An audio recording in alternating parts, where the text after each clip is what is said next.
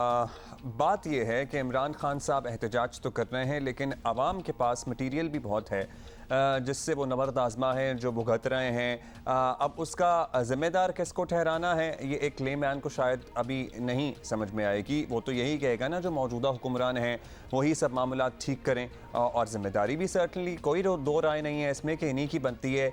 Load shedding है, कुछ दिन के लिए लगता है कि कंट्रोल हो गई है, फिर वही सूरत हाल हो जाती है। महंगाई है बेकाबू, और महंगाई तो अभी और ज़्यादा बढ़नी भी है। जहां हुकूमत को इस चैलेंज से निपटना है, वहीं इमरान खान साहब जब इस पे सियासत कर रहे हैं तो उस चैलेंज से भी निपटने की तैयारी करनी होगी। सीनियर सहाफ़ी तज्ज़ियाकार मेहमल सरफराज हमारे साथ मौजूद हैं, उनसे ज़रा बात करते हैं। गुड मॉर्निंग मेहमल, बताइएगा कि कल का जो शो रहा, बहुत सी बातें लोग कर रहे हैं कि जनाब इमरान खान साहब ने वीडियो लिंक के, वैसे मेरा ख्याल है कि इट वाज इंटेलिजेंट स्ट्रैटेजी, एक कंट्रोल्ड एनवायरनमेंट में उन्होंने तकरीर की जो सब जगह पे दिखा दी गई। वो किसी एक जगह पे होते, वो ऑडियो विजुअल क्वालिटी भी डिस्टॉर्ट होती। और पीटीआई जब भी कोई नया ट्रेंड शुरू करती है ना, शुरू में तनकीद ही होती है उस पर, और अल्टीमेटली फिर कहते हैं हाँ ये इन्होंने शुरू किया था। अल्टीमेटली सब उसको फॉलो करना शुरू कर देते हैं। शुरू में आपको याद है इनको फेसबुक और ट्विटर की जमात और वज़ीर आज़म भी कहा जाता था। लेकिन how did you find yesterday's show? एक कहीं कहीं बहुत अच्छा क्राउड था, कहीं कहीं नहीं भी था। देखिए अब्दुल्ला, बात यह है कि पीटीआई की एक पॉपुलैरिटी तो है, इसमें भी कोई दो राय नहीं है। इमरान खान साहब अगर कॉल देते हैं इस तरह के एहतजाज के लिए या रैलीज के लिए, तो वो भी लोग कम नोटिस के ऊपर आ जाते हैं। वो भी लोग थे उधर। और देखिए फिर महंगाई है तो सही, और बहुत ज़्यादा बढ़ भी रही है। और ये बात तो राना सनाउल्लाह साहब ने भी शहजाद इकबाल साहब के शो पे, आपको याद होगा, 2-1 दिन पहले यही बात की थी कि उन्होंने कि जब वो ऑपोजिशन में थे तो उन्होंने भी महंगाई के खिलाफ जो है वो एहतजाज किया था। तो अब अगर पीटीआई भी कर रही है तो वो ठीक कर रहे। तो बात यह है कि महंगाई तो है, और उसके अंदर वो नंबर्स भी ले आए। बेशक मतलब इसके ऊपर ये कहना कि जी बहुत थोड़े लोग थे या कम थे, नहीं, लोग थे, काफी अच्छी खासी तादाद थी, शहरों के अंदर थी। जी जी बिल्कुल। सिर्फ और सिर्फ जो एक डिफरेंस है वो ये होता है अब्दुल्ला, कि हमने देखा कि ऐसी रैलीज, ऐसे एहतजाज जलसों के अंदर लोग बिल्कुल आते हैं और काफी नंबर्स में, तादाद में आते हैं। लेकिन जब लॉन्ग मार्च की कॉल होती है तो उसके अंदर क्योंकि एक ऑर्गेनाइजेशनल स्ट्रक्चर नहीं है, फिर उसके अलावा हमने देखा था कि पिछली बार जब हुकूमत ने एक वो बेहमाना क्रैकडाउन किया तो उसके बाद इनके बहुत सारे लीडर्स भी जो है वो या अरेस्ट हो गए या अंडरग्राउंड चले गए, फिर वो प्रॉपर्ली ऑर्गेनाइज नहीं कर। ये भी मद्देनजर रखनी चाहिए, क्योंकि पीटीआई के एक सपोर्टर वोटर बेस में बहुत बड़ी तादाद उन लोगों की है जो जॉब्स करते हैं, अपने काम करते हैं, छुट्टी का दिन हो, शाम में उन्हें कॉल दी जाए, वो उस वक्त निकल आएंगे। सड़कों पर डंडे खाने वाला कारकुन और वोटर शायद नहीं है पीटीआई के पास, except for in Khyber Pakhtunkhwa. देखिए जो सड़कों पे डंडे खाने वाला और मारे खाने वाला क्राउड है ना, वो महल में सियासी जमातों से ज्यादा सिर्फ और सिर्फ वो शायद जो आइडियोलॉजिकली रिलीजियस पार्टीज होती है ना, उनका होता है। सियासी जमातों के कम ही लोग होते हैं आजकल के जो इस तरह के डंडे या मारे खाएं।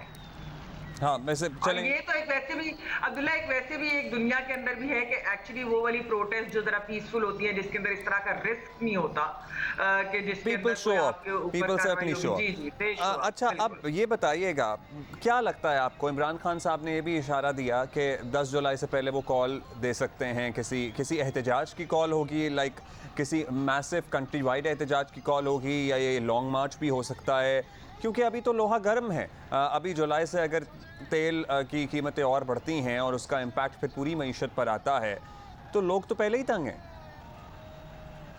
देखिए बात ये अब्दुल्ला कि लोग तो जरूर तंग है, लेकिन लॉन्ग मार्च के ऊपर पीटीआई के अंदर भी एक्चुअली दो राय पाई जाती हैं।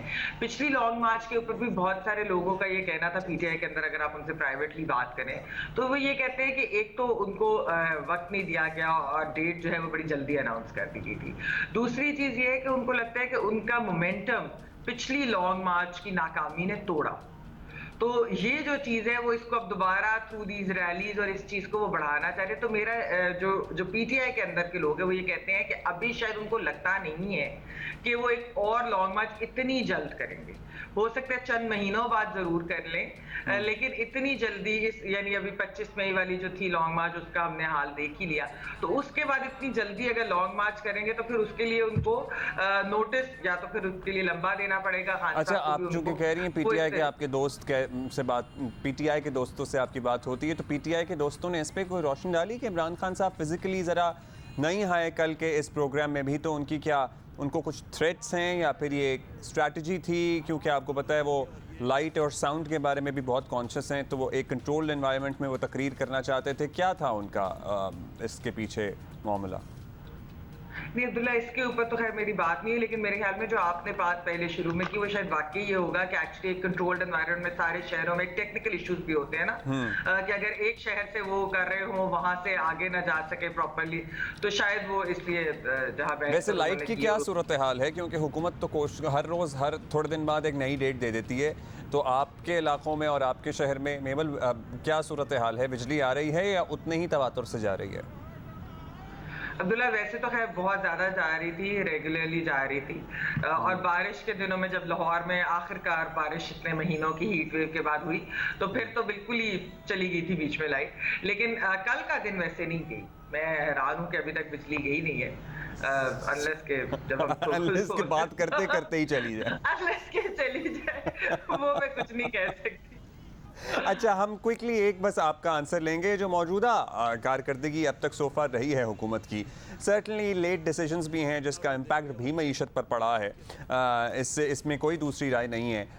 जिसको ये कहते थे कि शुरू में बहुत सारे फैसले अगर कर लेते तो उतना इम्पैक्ट कौमी ख़जाने पर ना पड़ता, जिस तरह पेट्रोल वगैरह की कीमतों की रिवर्सल की बात है, और भी बहुत मामलात है जिस पर बहस हो सकती है। आपको लगता है कि अब इनके पैर मजबूत हो चुके हैं? अब हाँ, इमरान खान साहब जितना मर्जी एहतजाज, जितनी मर्जी कॉलें, जितने मर्जी धरने ले लें, जब इन्होंने इलेक्शन कॉल करने होंगे तभी होंगे?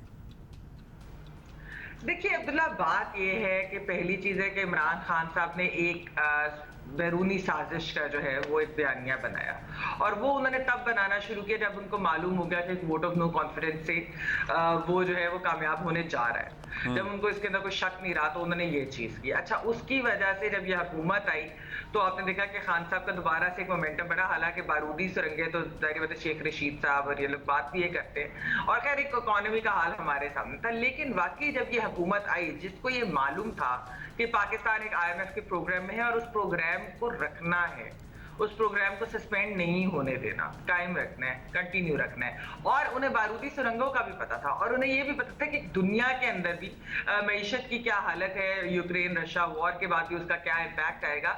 उसके बावजूद उन्होंने एक successful vote of no confidence किया और उन्होंने हुकूमत ली, और फिर उनकी इन डिसीजन जो थी, और जिसकी एक बहुत, और एक तो इन डिसीजन की वजह से अरबों का नुकसान तो हुआ, लेकिन उसकी एक बहुत बड़ी वजह ये थी कि उनको मालूम नहीं था कि हमने इलेक्शन महीने में कराने हैं, 2 हफ्ते में कराने हैं, 3 महीने में कराने हैं, 6 महीने में कराने हैं, साल में कराने हैं।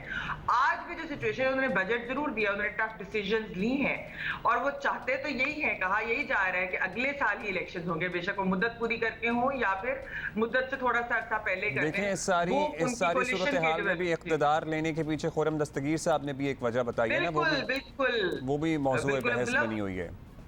वो तो असल में बहुत बड़ी, और मैं आपको ये बात बताती हाँ, और वो हम तो बहुत पहले से ऑफ द टीवी स्क्रीन तो आपको पता ही है डिस्कस कर ही रहे थे, ऑन द टीवी स्क्रीन जरा खुर्रम साहब ने डिस्कस कर ली है, तो फिर हमने भी उस पर बात शुरू कर दी है।